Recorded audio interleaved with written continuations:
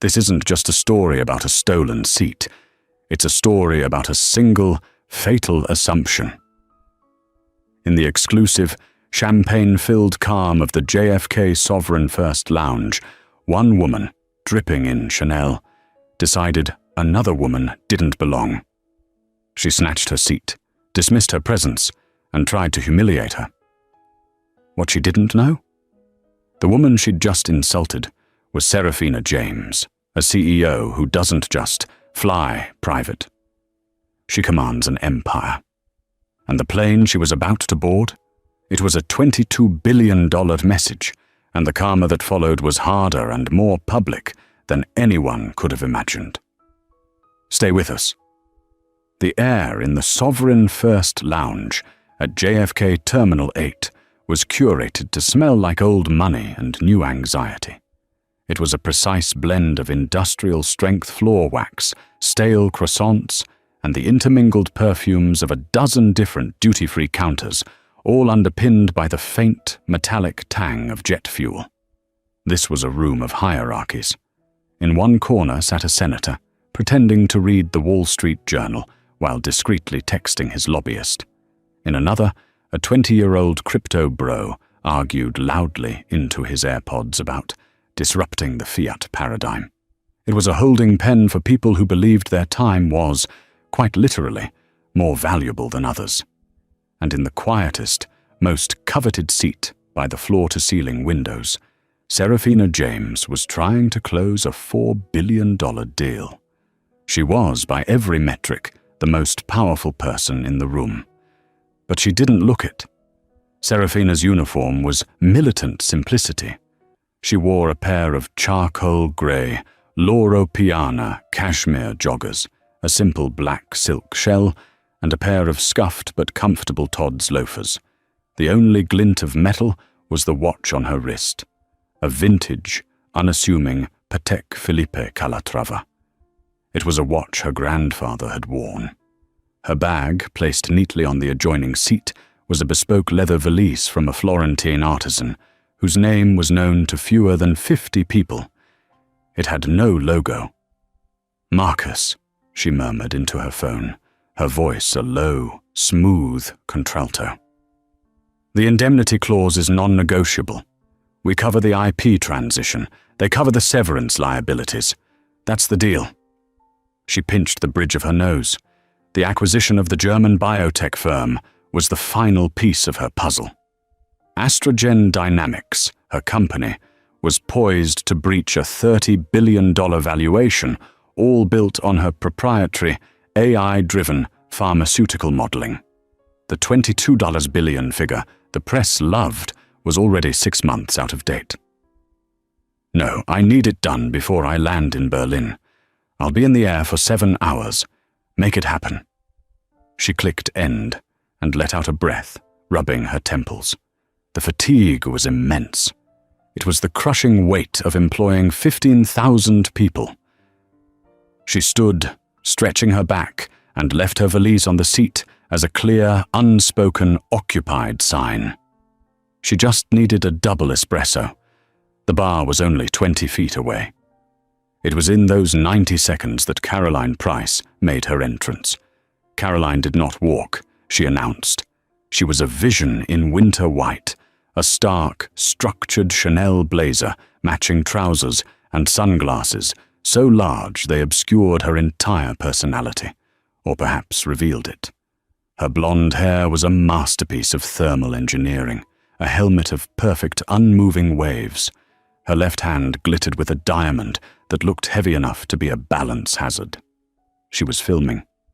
"Hey, followers," she trilled to her iPhone, her voice piercing the lounge's sacred hush. "We are finally in the Sovereign Lounge. David, darling, get me a mimosa." Her husband, David Price, followed in her wake like a nervous porter. He was a man drowning in a suit that was just a little too tight, his face pale with a traveler's stress. "Caroline, please, not now. I'm waiting for a critical email." "Oh, it's always a critical email," Caroline dismissed, panning her phone around. "Look at this place, you guys. First class is just the only way to travel. Blessed, gracious lounge life. She scanned the room for a place to settle, her eyes landing on the perfect, quiet window seat. The one with the view of the heavy jets lining up for takeoff. The one with the bag. She scoffed. A dull, brown leather bag. It looked like something from a thrift store. Ugh, people, she muttered, ending her video. She walked over, her stiletto heels clicking like ice picks on the marble. With two perfectly manicured fingers, she pinched the handle of Serafina's bag and, with a flick of her wrist, tossed it onto the floor. She settled into the seat with a dramatic, satisfied sigh, crossing her legs. Someone just left their junk here. Unbelievable. David didn't even notice. He was staring at his phone, his thumb refreshing his inbox with a frantic, repetitive motion. It's fine. I need this commission. The Berlin deal has to close. Serafina returned, steam rising from the small ceramic cup in her hand. She stopped dead. She saw her bag, her $30,000 bespoke valise, lying on the floor. She saw the woman in the white suit sitting in her seat, scrolling idly through Instagram. For a beat, Serafina felt nothing but a profound, cosmic exhaustion. This scene, in different forms, had been the wallpaper of her life. From the prep school that questioned her scholarship to the venture capital firms that told her the market wasn't ready for a CEO like her, it was always the same assumption. You do not belong here. She took a slow, centering breath. She was too tired for this, but she was also the CEO of Astrogen Dynamics. She would not be dismissed. She walked forward calmly. "Excuse me," Serafina said. Her voice was not loud, but it had a natural resonance that cut through the background noise. Caroline looked up, her blue eyes scanning Serafina with a boredom that quickly curdled into disdain. She took in the simple clothes, the lack of makeup, the understated presence. "Yes?" Caroline's tone implied Serafina was a lounge attendant. "I believe you're in my seat," Serafina said, pointing to her valise on the floor. "My bag was there." Caroline laughed. It was a short, sharp, ugly sound. "Oh, this?" She gestured to the bag. "I thought it was discarded. You can't just save seats in a busy lounge, honey. It's not a picnic blanket." The honey hung in the air, a deliberate, condescending barb. "I was gone for less than 2 minutes to get a coffee," Serafina replied, her voice remaining level. "You moved my personal property." "And I'm telling you, the seat is taken," Caroline snapped, her patience for this interruption clearly gone. She was already raising her phone, ready to start filming what she clearly thought would be an entertaining confrontation. "Honestly, I'm not sure how you even got in here. The general waiting area is back downstairs." The implication was staggering in its crudeness. "You are poor. You are lost. You are not one of us." David Price, still absorbed in his phone, finally looked up, sensing the shift in atmosphere. "Caro, what's going on?" "This woman is bothering me," Caroline said, leaning back and projecting her voice for the room. "She thinks she can just leave her things lying around and claim a seat. It's a security risk, really." Serafina looked at Caroline. She saw the brittle insecurity behind the Chanel armor, the desperate need to establish dominance. She saw a woman who had peaked, and this lounge was her mountaintop. Serafina's internal calculus was rapid. Option A, cause a scene. Pull out the black Amex Centurion card that paid the lounge's annual fees 10 times over. Call the manager. Have her removed. Option B, let it go. She had a $4 billion deal hanging in the balance. Her energy was a finite resource, and this woman was a black hole of pettiness. She chose option B. But as she bent to retrieve her bag, Caroline couldn't resist a final twist of the knife. She was filming again, this time with the camera pointed directly at Serafina's back as she picked up the valise. Some people just have no class, Caroline narrated in a stage whisper to her followers. Trying to start a fight in the Sovereign Lounge. So ghetto. Entitled Tartjak Travel Problems, JFK. Serafina heard it. The word ghetto struck her with the force of a physical slap. She stood up, bag in hand. She turned and looked directly at Caroline. She didn't say a word. She just held her gaze. It was a look Caroline had never encountered. It was not anger. It was not sadness. It was the cold, terrifying indifference of an astronomer looking at a speck of dust on the lens of a telescope. It was the look of pure, unadulterated power. Caroline's smile faltered. She actually lowered her phone. She felt for the first time a prickle of fear. Serafina turned and walked away. She found a hard, uncomfortable stool at the crowded bar, opened her laptop, and went back to conquering the world, leaving Caroline to her minor victory in their small, carpeted kingdom. Caroline's smugness returned the moment Serafina's back was turned. "See, David, you just have to be firm with these people." David wasn't listening. His phone had just buzzed. A new email. From Marcus Lang, mlangeastragan.de. Subject: Final terms. Project Chimera. "It's here," David whispered, his knuckles white as he gripped his phone. It's the final sign-off email from the Germans. Now it just needs the counter-signature from her. "Her who?" Caroline said, applying a layer of Dior lip gloss. "The CEO. The big one. The one no one ever sees." David was sweating. He was the head of M&A for Syntho Corp, a mid-level pharmaceutical logistics company. For 6 months, he had been working to get his company acquired by the 800-pound gorilla, Astrogen Dynamics. This deal was his entire life. It was his commission, his bonus, his mortgage, and the reason he could afford Caroline's Chanel habit. "Well, hurry up, David. Our flight board's in 40 minutes, Caroline said, checking her reflection in her phone. "It's not up to me. It's up to her. Serafina James. She's a ghost. They say she runs the entire $22 billion company from her laptop." At the bar, Serafina's laptop pinged. She opened the email from Marcus. She scanned the final terms, nodded, and typed her authorization code. A single digital signature. The deal was done. She sipped her espresso. Then she opened her laptop again. The glowing logo on the brushed aluminum lid, an elegant, stylized A, was visible for the first time. David Price, glancing up from his own phone in despair, saw it. His world stopped. It was not a logo you bought at Best Buy. It was the discreet, powerful sigil of Astrogen Dynamics. He looked at the woman. He looked at the logo.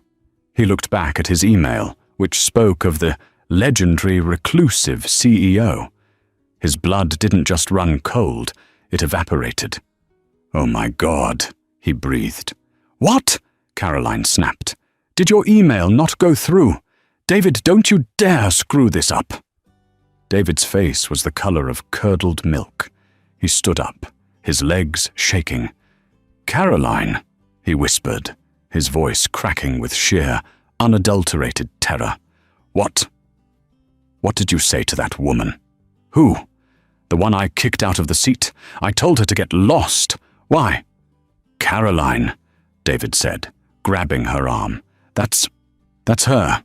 "Her who? What are you talking about?" David's eyes were wide, darting between his wife and the woman at the bar.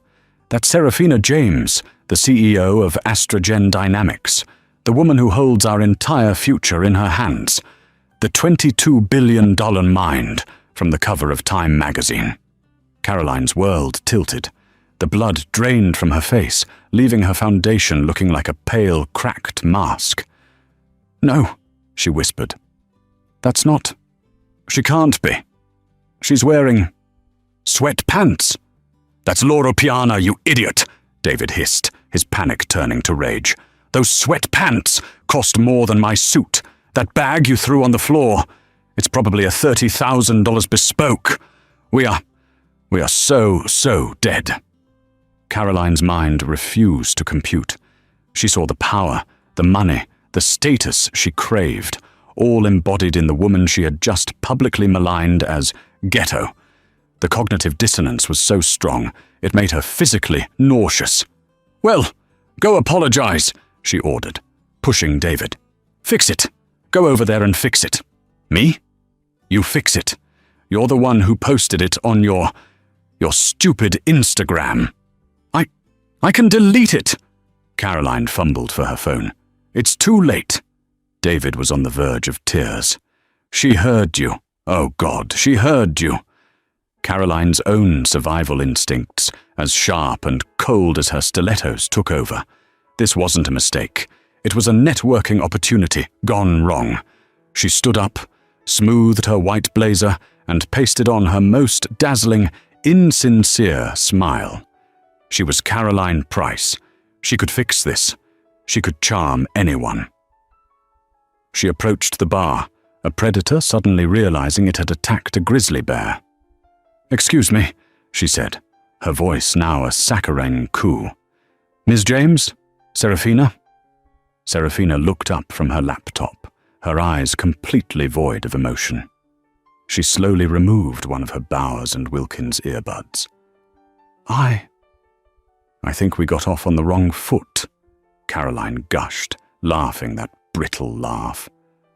"I'm Caroline Price, and this is my husband, David. He's actually with Syntho Corp. You know, I had no idea who you were. I am such a fan of your work. What you've done for women in tech is just incredible." Serafina stared at her. She said nothing. "I am so embarrassed," Caroline continued, the words tumbling out. I'm a little high-strung when I travel, and I just feel awful." Serafina let the silence stretch. She let Caroline drown in it. The air grew thick and heavy. The entire bar area was now quiet, watching the drama unfold. Finally, Serafina spoke. Her voice was quiet, but it was a blade. "Are you finished?" Caroline froze. I just wanted to apologize." "You're not sorry," Serafina said simply. "You're terrified.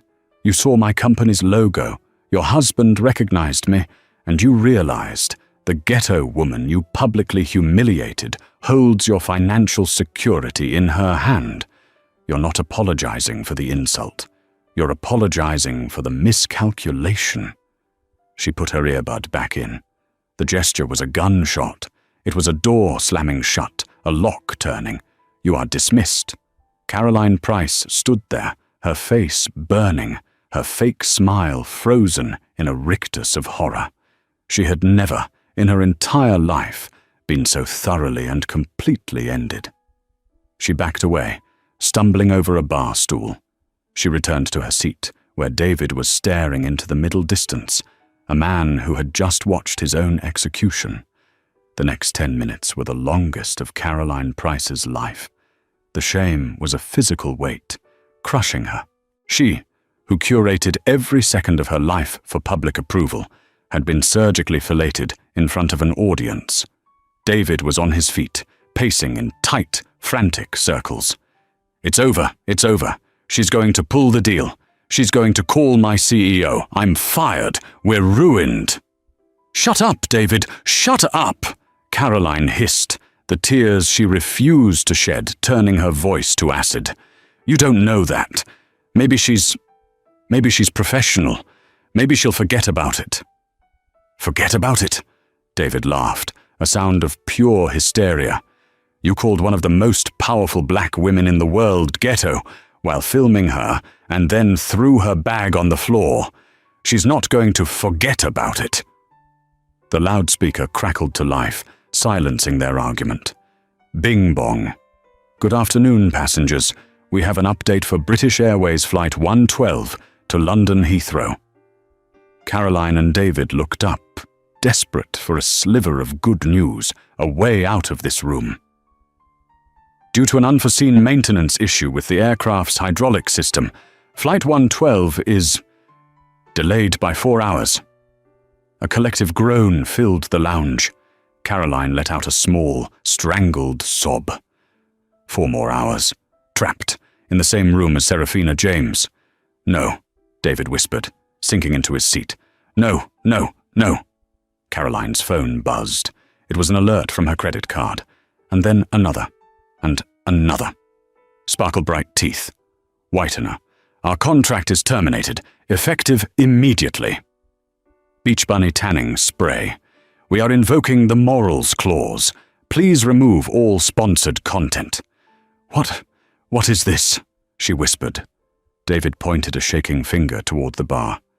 She didn't even have to make a call, Carolyn. Your video, the one you posted. Caroline opened her Instagram. The post, which she had forgotten to delete in her panic, was exploding. But not with likes. The comments were a waterfall of vitriol. Does this idiot not know who she's harassing? That's Serafina James. She's a literal icon. JFC, the racism, firing you from my timeline. That thrift store bag is a bespoke Velextra, you uncultured swine. It's worth more than your car. Chanel, is this who you want representing your brand? Someone had tagged Forbes. Someone else had tagged the Shade Room. She was losing followers by the 1,000, a digital avalanche that was burying her alive. And then, a new announcement cut through her spiral, a soft, discreet voice over the lounge PA. Paging Ms. Serafina James, your ground transport is ready at the Sovereign private exit. Serafina James closed her laptop. The click sounded like a gavel. She slid off the bar stool, picked up her valise, and settled her Patek Philippe watch on her wrist. She did not look at the prices. To her, they no longer existed. She walked, not toward the main lounge exit with the other passengers, but toward a discreet, unmarked door of frosted glass at the far end of the room, marked only Private. A uniformed agent held it open for her, bowing his head slightly. Ms. James, your car is tarmac side. Thank you, Robert, she said, and was gone. The door hissed shut, leaving Caroline and David in the stifling, silent lounge, with nothing but the prospect of a 4-hour delay and the digital ruins of their lives. Caroline was a statue of fury and humiliation. The silence from the Price's corner was so absolute, it was louder than the Crypto Bros' phone call. She just left, Caroline said, her voice hollow. She just gets to leave. She's Serafina James, David said, his voice dead. She doesn't wait for delays. She is the delay. She's probably flying to London on a different plane. A different plane? Caroline scoffed, the last dregs of her arrogance resurfacing. A little Learjet. So what? We're still flying first class. It's practically the same. She needed to believe this, that the woman who had bested her was only a little bit superior. And then she looked out the window from her stolen seat, the seat she had fought for, the seat that gave her a perfect, unobstructed view of the private tarmac. A vehicle was moving out there, not a baggage cart or a food truck, but a car. A sleek, black, impossibly long Mercedes-Maybach S-Class sedan. It glided across the concrete with the silence of a shark, pulling up not to a gate, but to a set of air stairs. The stairs were attached to a jet. But jet was the wrong word. This was not a little Learjet. This was not a Gulf Stream. It was a monster. A Bombardier Global 8000, the largest, fastest, longest-range private aircraft in the world.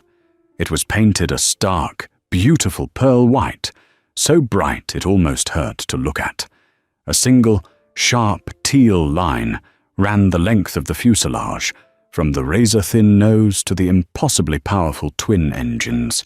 The tail number was N22AG. 22. Astrogen. Caroline's phone was in her hand, but she wasn't filming for her followers. She was just documenting. Her mind couldn't process it. The Maybach's door opened. Serafina James emerged. She was no longer wearing the cashmere joggers. She had changed. She was now in a razor-sharp, dark navy suit, her hair pulled back into a severe, elegant bun. She looked like a general. A pilot, a tall woman with captain's epaulets on her shoulders, met her at the bottom of the stairs and saluted. A flight attendant stood at the top of the stairs, holding a silver tray with a single crystal glass. "My God," Caroline breathed. The jet wasn't just a plane, it was a statement. It was a mobile corporate headquarters. Its interior was probably designed by the same people who did super yachts. It had a private stateroom, a full-sized shower, a conference room with holographic projectors, and a high-speed satellite link that made the lounge's Wi-Fi look like a dial-up modem. This plane was not worth $22 billion, but it was the symbol of it. It was the physical manifestation of the $22 billion empire that Serafina commanded. It was a metal and carbon fiber fortress that could cross the globe without stopping, a tool of power so profound it operated on a different plane of existence from Caroline's first-class ticket. Caroline watched, mesmerized, as Serafina ascended the stairs without a backward glance. The door sealed with a hydraulic hiss that Caroline could feel in her teeth, even through the triple-paned glass. She thought of her own first-class pod on the delayed 757, the lukewarm towel, the mediocre chicken or fish, the fight for overhead bin space. She was in first class. Serafina James owned the sky. The Global 8000's engines spooled up. It was not a loud, vulgar roar, but a deep, terrifying whine that promised immense power. The jet began to taxi, its movements fluid and impossibly graceful. It rolled right past Caroline's window at gate 32.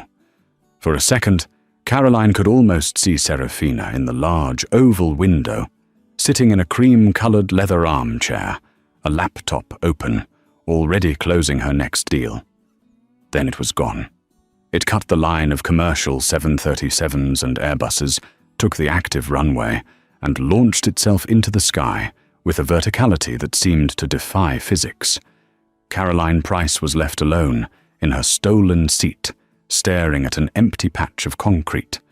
For a full minute after the N-22AG had vanished into the low-hanging clouds, Carolyn and David Price remained at the window, two statues carved from ice.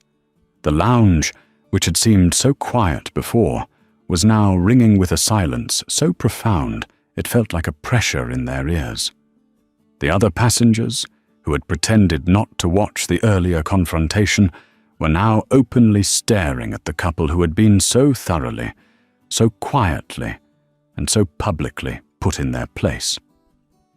Caroline was still holding her phone, the one she had used to film the jet. It was this phone that struck the first blow. It wasn't a single buzz. It was a vibration, a continuous, frantic, insect-like thrum against her palm, as if the device itself were having a seizure. What is that?" David asked, his voice a dry rasp. Caroline looked down. Her screen was unusable. It was a waterfall of overlapping banners and notifications, a digital avalanche moving so fast she couldn't read a single one. Her lock screen was just a solid white block of text. With a trembling thumb, she unlocked it, managing to get to her Instagram app. She had 180,000 followers when she'd walked into this lounge. The number was now 152,000. She blinked, and it was 149,000. She watched, mesmerized, as the numbers spun backward like a gas meter on a burning building. 145,000. 142,000. "What's happening?" she whispered. She tapped on the post she had made earlier, the one she had forgotten to delete in her panic. The one captioned, "Some people just have no class. Wassersdora entitled." The comments. Oh God, the comments. They weren't just negative, they were vicious. That's Serafina James, you absolute moron. This is the ugliest display of racism and classism I've ever seen. Chanel, is this your new brand ambassador? A racist bully? Imagine thinking you have class and then harassing a woman who could buy your entire bloodline with her couch change. Career suicide in 3, 2, 1. That ghetto woman is on the cover of Forbes, Time, and Wired. What have you ever done? Cancel Caroline Price's trending. Congrats. Her blood evaporated. Cancel Caroline Price. The phone thrummed again. This time it was her email. From Sarah, Beach Bunny Tanning Spray, PR. Subject, urgent, termination of contract. Caroline, we are invoking the morals clause, section 4(a) of our partnership agreement, effective immediately. The video you posted from JFK is reprehensible and does not align with our brand values. Please remove all sponsored content and cease use of our affiliate codes. Our legal team will be in touch. Another email notification slid in, right over the first one. From Mark, Sparkle Bright Dental. Subject, contract terminated. You're a disgrace. And then, the one that made her heart stop. From Jenna, her agent at CAA. Subject, call me, now, do not post. Caroline, what have you done? The team at Chanel just saw the video. The entire European Spring campaign is under review. Call me. No, Caroline breathed, sliding into the seat she had stolen. No. This was her life, her identity, her money. It was all just stopping. David, meanwhile, had been staring at his own phone, which had been ominously silent. It was, he knew, the silence of a bomb before it detonates. He was refreshing his email, over and over, his thumb a blur. Nothing. Nothing from his boss, Richard Stavros. Nothing from Marcus Lang. Maybe it's fine, he whispered, trying to convince himself.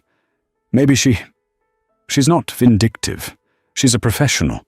She wouldn't let a personal slight interfere with a multi-billion-dollar deal, right? That would be unprofessional. As the last word left his mouth, his phone rang. It wasn't a buzz. It was a full, shrieking, 5-alarm ringtone.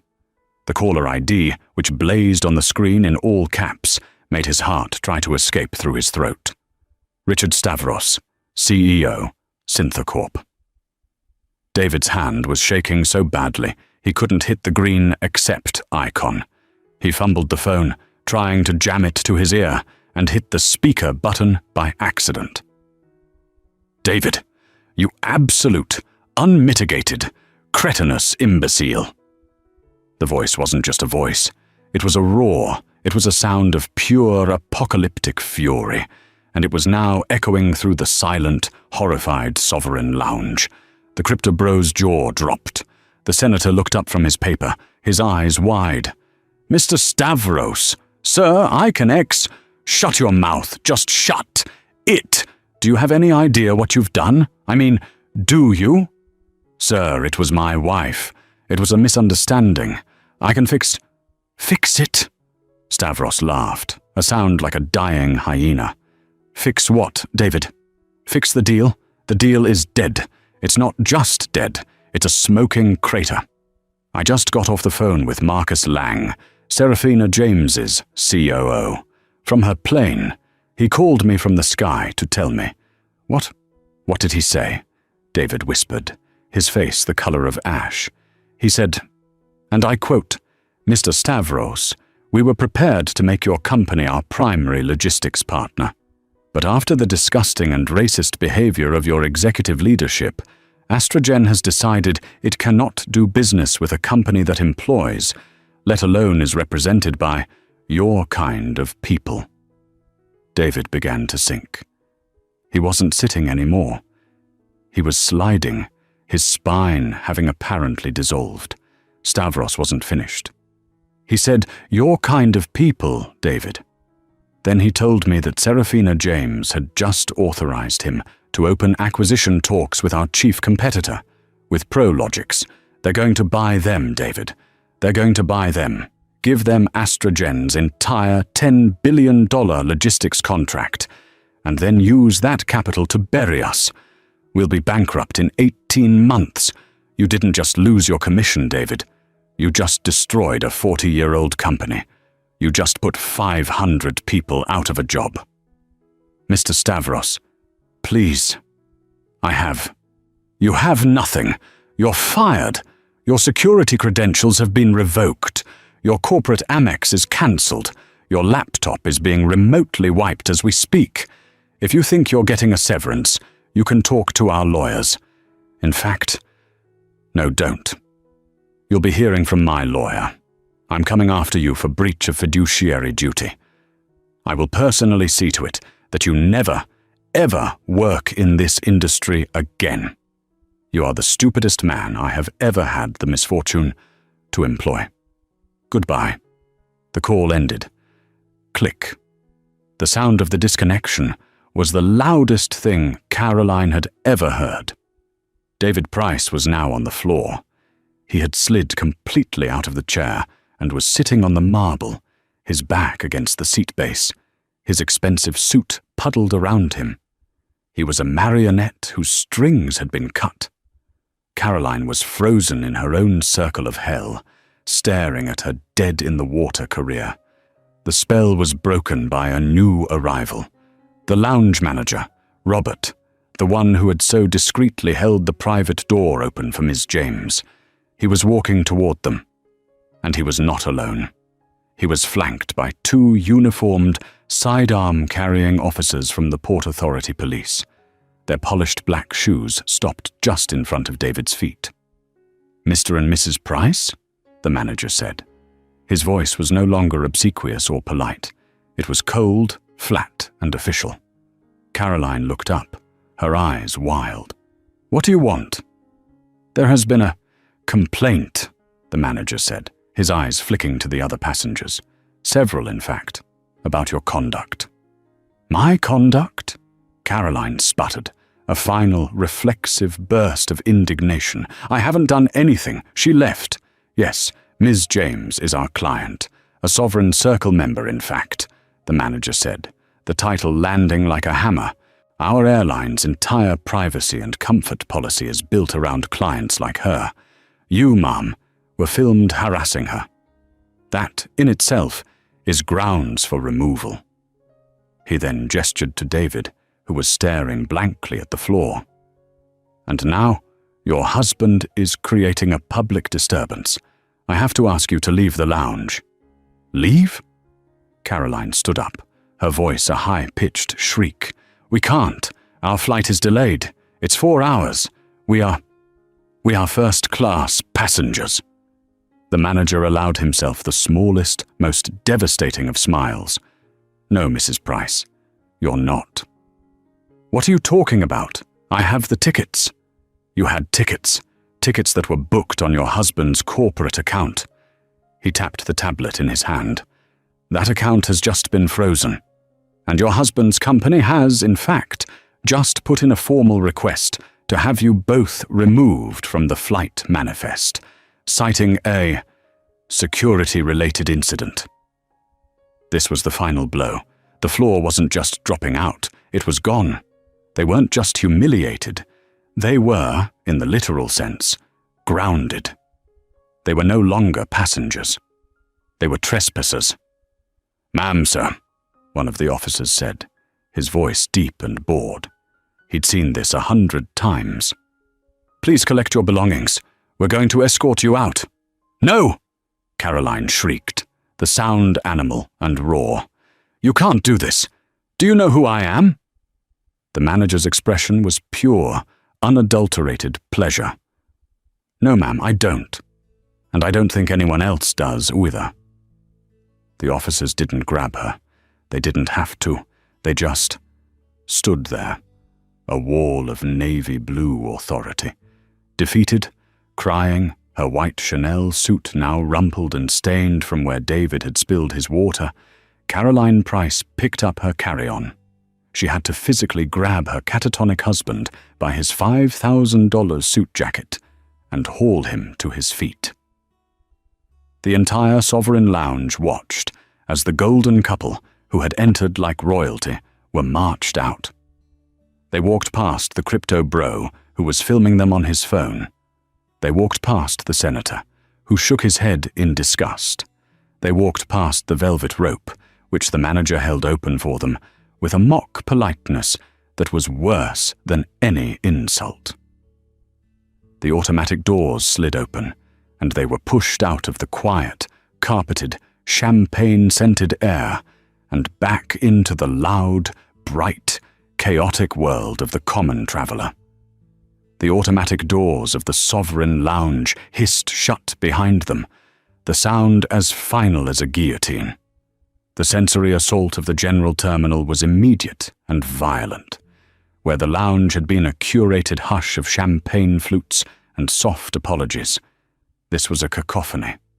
A baby, its screams sharp enough to pierce steel, was having a full-blown meltdown. A dozen different televisions, all bolted to the ceiling, blared a dozen different news reports, creating a wall of incoherent, anxious chatter. The PA system crackled every 30 seconds with a new gate change, a final boarding call, a security warning, each announcement delivered in a monotone drone that suggested the world was, in fact, ending. The smell. It hit Caroline like a physical blow. The lounge had smelled of perfume and privilege.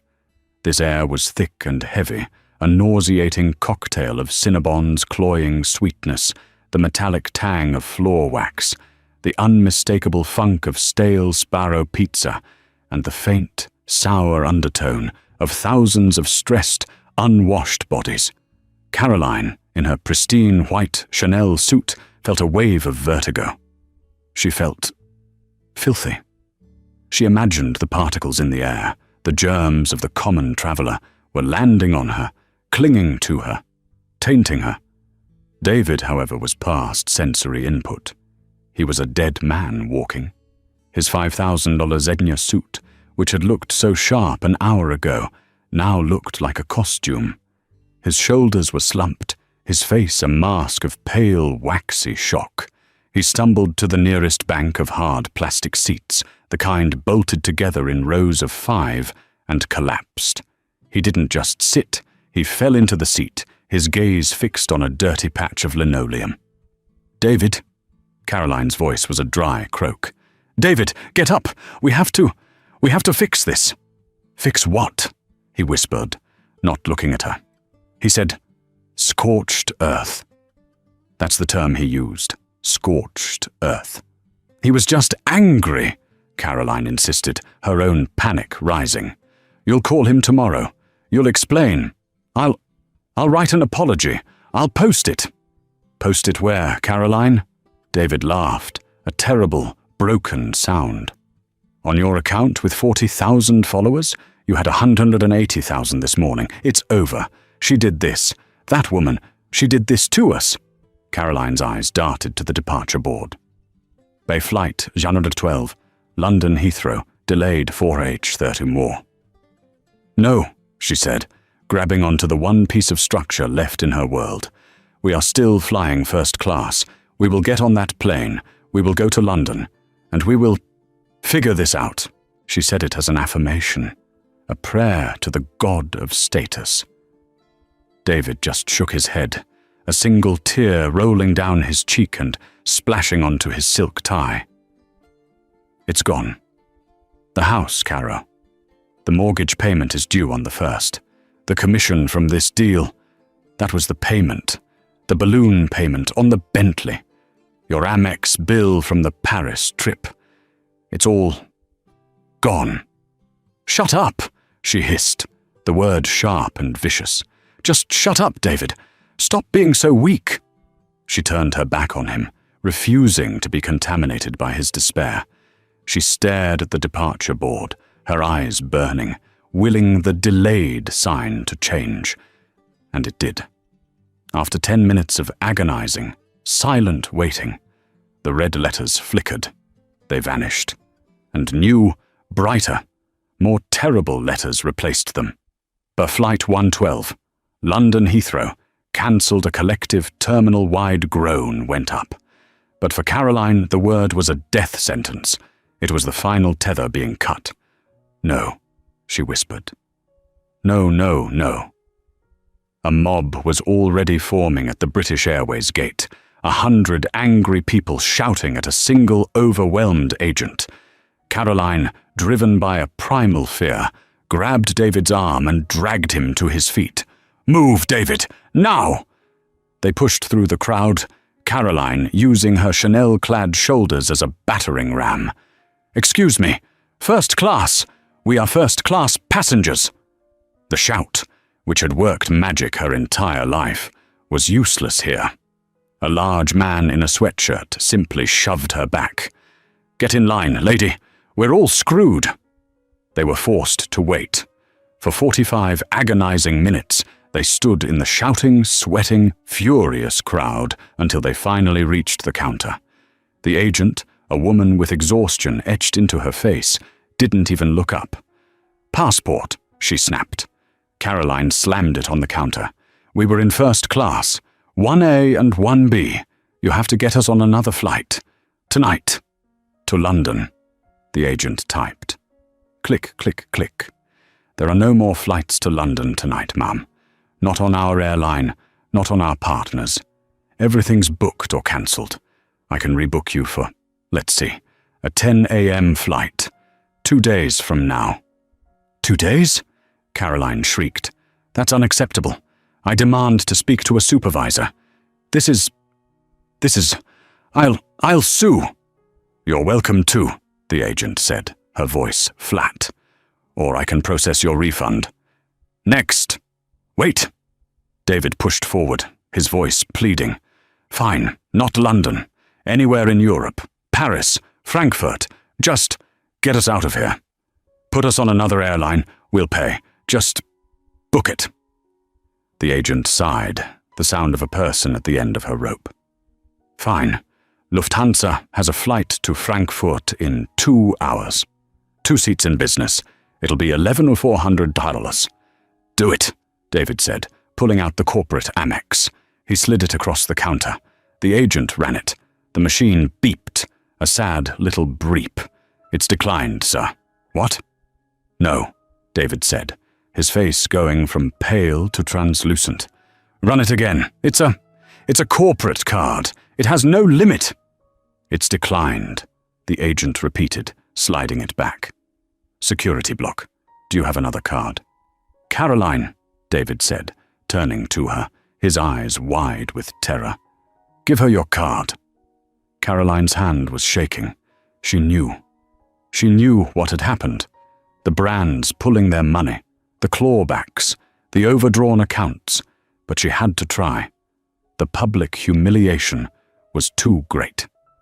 She handed over her shiny platinum Amex. The agent ran it. "Breep." "Also declined, ma'am." The silence was total. The people in line behind them were staring, their anger momentarily forgotten, replaced by a delicious, schadenfreude-filled curiosity. "Ma'am, sir, I have to ask you to step aside," the agent said, her voice now cold. "You're holding up the line." "But we have nowhere to go," David whispered. "That's not my problem, sir." "Next." They were ushered away from the counter, 2 pariahs in expensive clothes. They were stranded. No flight, no lounge, and, they now realized with dawning, sickening horror, no money. They retreated to the hard plastic seats near the overflowing trash can. The next few hours were a blur of humiliation. David sat, rocking back and forth, muttering about leveraged assets and bankruptcy court. Caroline's world had shrunk to the 2% battery life on her iPhone. She had deleted her social media, but the muscle memory remained. Her thumb kept twitching, searching for an app that was no longer there. She was a ghost. The night wore on. The terminal emptied, then filled. then emptied again. The 2 a.m. quiet was the worst. It was a cold, fluorescent-lit hell. The janitorial staff ran a floor buffer, its whine echoing like a dental drill. A security guard nudged David's foot. "Can't sleep here, folks. Gotta keep your feet off the seats." Caroline was hungry. She was starving. She, who had been anticipating a 5-course meal with champagne pairings, was now watching a homeless man dig a half-eaten pretzel out of the trash. She felt a bizarre, horrifying pang of jealousy.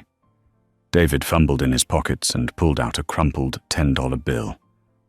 I'll get us some water," he mumbled. He walked to a vending machine. He fed the bill in. It was rejected. He smoothed it. Fed it in again. Rejected. He tried for 5 minutes, his desperation growing, until he finally just hit the machine with his fist. The machine, indifferent, stared back. He returned, empty-handed. That small, final failure broke him. He sat down and put his head in his hands, his shoulders shaking in a silent, pathetic sob. Dawn came. The terminal filled with the bright-eyed morning travelers, a fresh wave of people who had slept in beds. Caroline and David were haggard, grimy, and broken. Caroline's white suit was streaked with dirt from the floor. Her $2,000 Fendi boots were scuffed. Her hair was a matted, greasy wreck. Her phone had 1% battery. She had one call to make. She huddled in a corner by a charging station, her back to the terminal. She dialed. "Mum?" she whispered, her voice cracking. "Caroline. My God, aren't you in London? What's wrong?" The dam of her pride broke. The lies wouldn't come. "Mum," she sobbed, the word torn from her. It's all gone. David lost his job. We're stuck at JFK. All our cards they're not working." The silence on the other end was heavy. Her mother, a practical woman from Ohio who had never understood her daughter's life, sighed. "Caroline, what did you do?" I had a disagreement with someone." "How much, Caroline?" "I don't know," she wept. I need to get home. Not London. To New Jersey. I need $500.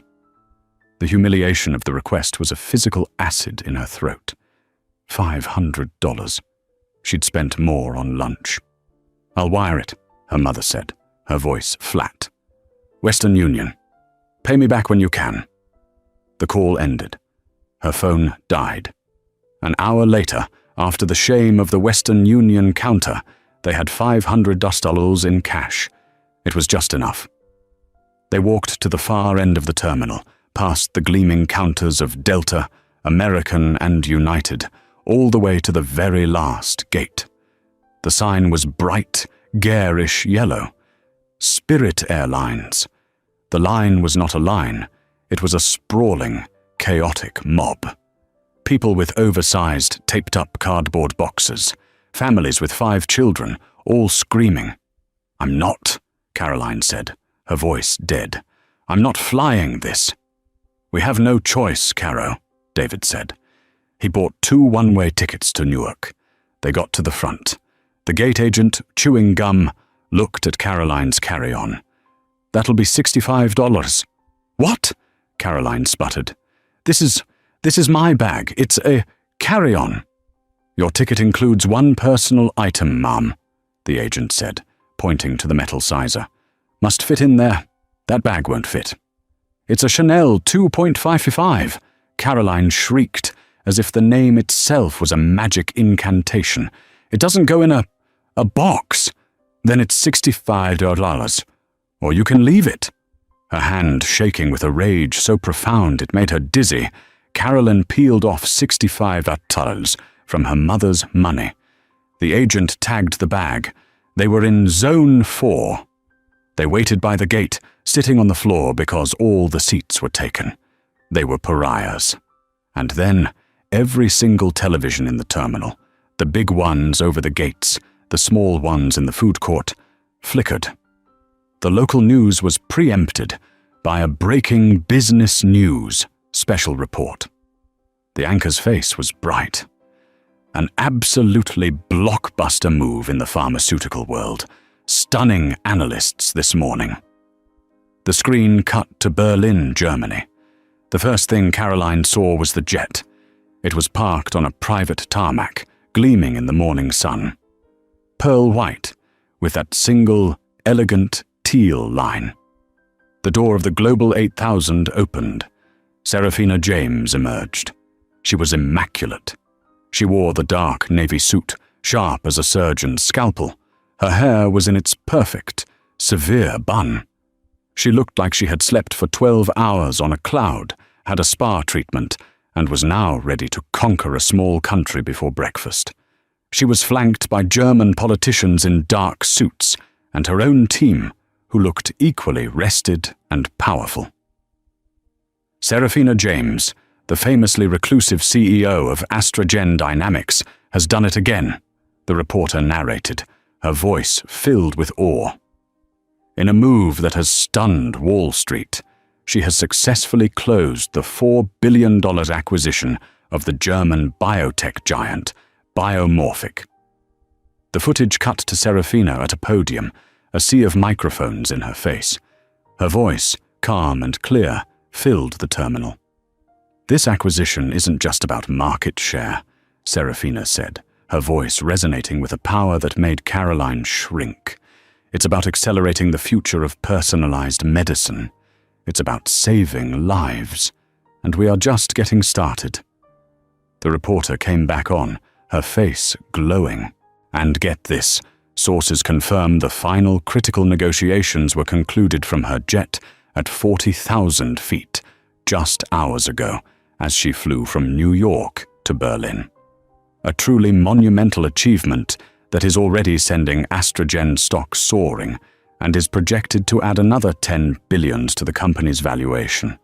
A true masterstroke from the $22 billion mind.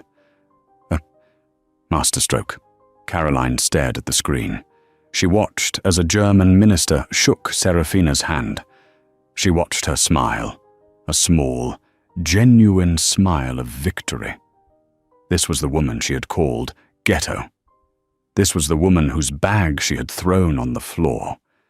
This was the woman she had tried to humiliate for her 180,000 followers. And the most devastating realization of all, the one that finally and completely broke her, was this. Serafina James had not spent 1 second thinking about them. She hadn't called Richard Stavros. She hadn't cancelled their flight.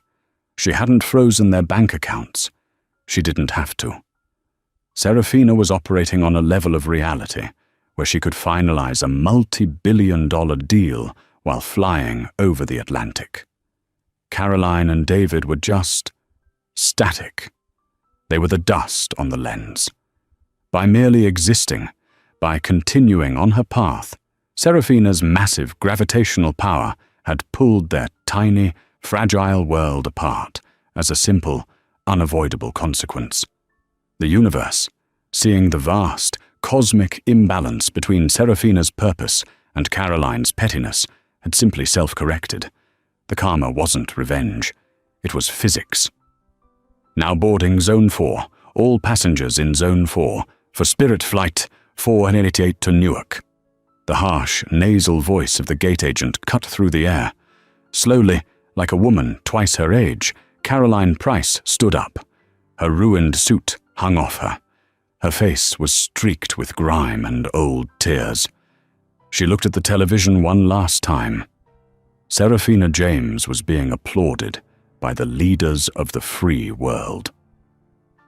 Caroline turned and shuffled into the line, stuck between a man in flip-flops and a woman carrying a live chicken in a cage. She had fought for a chair, and in doing so had lost her entire kingdom. The plane had taken off, and she was, and forever would be, stuck downstairs. And that's what happens when you mistake quiet power for weakness. Serafina James didn't need to raise her voice. Her success was the roar. Caroline Price learned the hard way that the real elite don't need to post about it on Instagram. They're too busy signing the checks. What do you think? Was this karma served too hot, or was it exactly what she deserved? Let me know your thoughts in the comments below.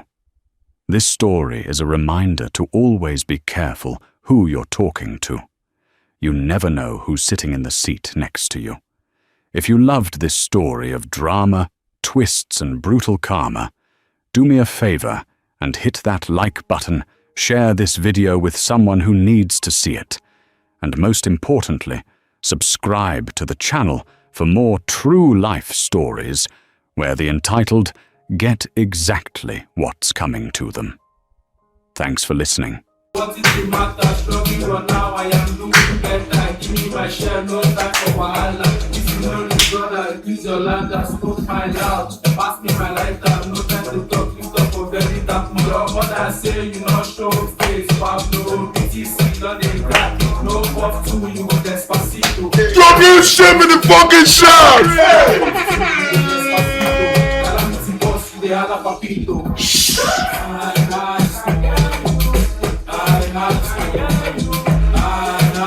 Drop your shit! Jesus Christ! So shameful step! Who's gonna be showing shameful step again? What did they solve? But the step go away now. No, they call it now the name of your step, that shameful step. Jesus. Everything about you now, this shameful. Jesus. Yes! Shameful not. Alpha, see, let me tell you something. What is this boy name? Yes. Yes. Yeah. Like, Come on, a new name again. Jesus. Where? like from where? DJ Celebrity, thank you for the sub. Thank you for the sub. They say game of shame. And what did they sub? Jesus. What who write shame please you? The rest I will go say. Now lie you. Alpha. Yeah, you do. You don't smoke. You don't smoke again. If my father sees this video, I'll fucking fuck you up, bro. God will punish both your dad that gave. God will punish your dad that gave birth to you because your dad gave birth to a smoker. Your dad gave birth to a smoker. Your dad gave birth to a. Eddie, thank you for the support. Thank you for the support. Thank you for the support. Jesus Christ. Jesus Christ. Wetin dey write for more than no read am.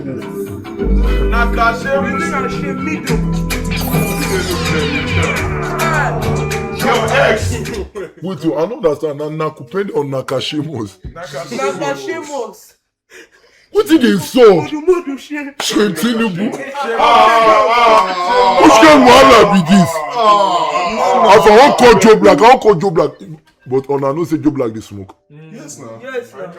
Okay, good. Doctors, so why you call the form like saying parent now?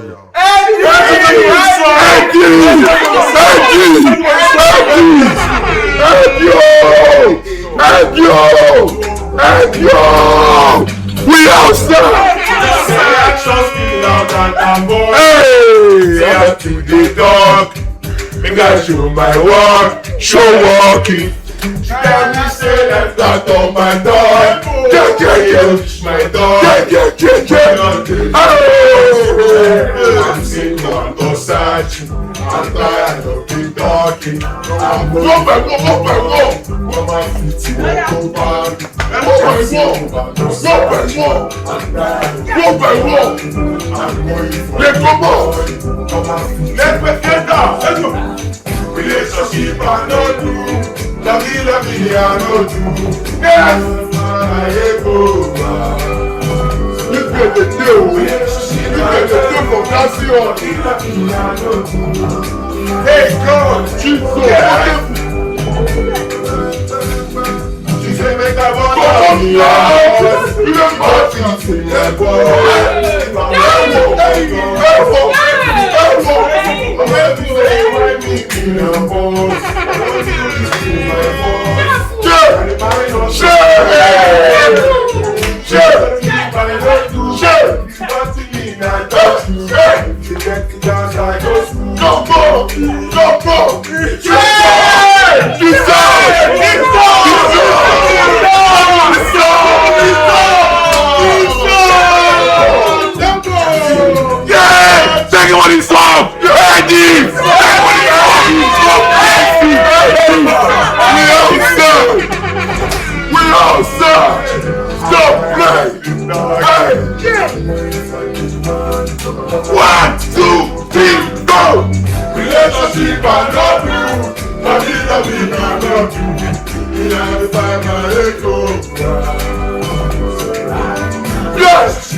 Yeah!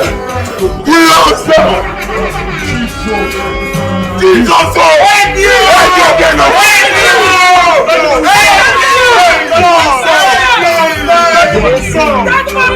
Don't kill me! Don't kill me! Don't kill me!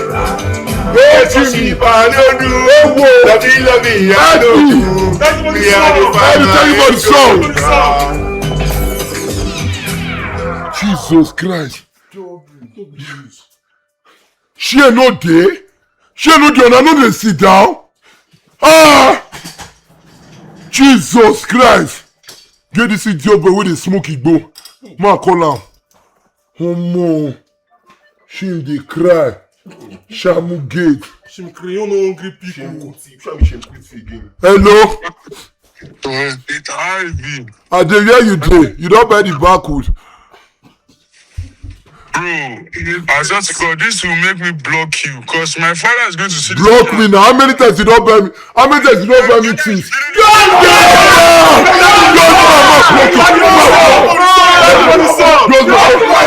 Wait. Just man, thank you for the song. Man, blow Joe Black before you block me. Jesus. Sharp, W. Ahead of you. W. Block. W smart man. Block. Yes, Just man. Just man, thank you for the song. God bless you. Jesus Christ. Jesus. Stop lying. Jesus. We outside. Jesus. Hey God. Jesus. Hey God. Jesus. Hey God. Jesus. Hey God. Jesus. Hey God. Jesus. Hey God. Hey whoa. Hey God. Hey whoa. Hey God.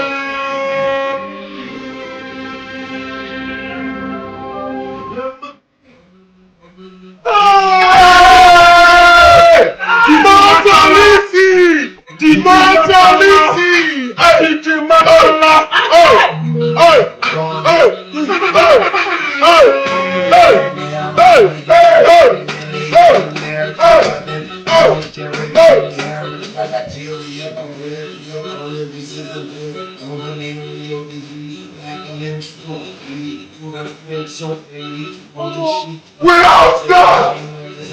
Hey whoa.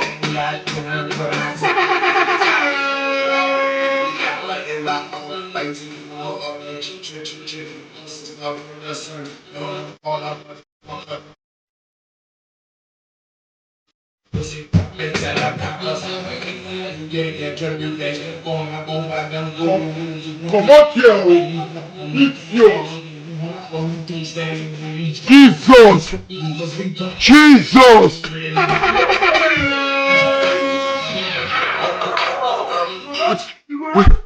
Wetin dey sup? She won't split. Now the way they sing na le shame. Oh God. What the fuck is going on? Jesus Christ. Jesus. Kata me go crayon, ma beg am. No dey gree pick yourself.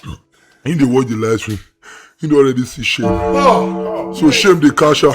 Jesus. Shameful things. Shame surrounds him like a shield.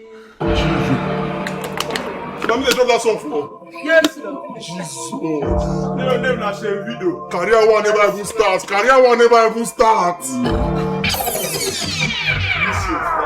Oh boy, agony of shame.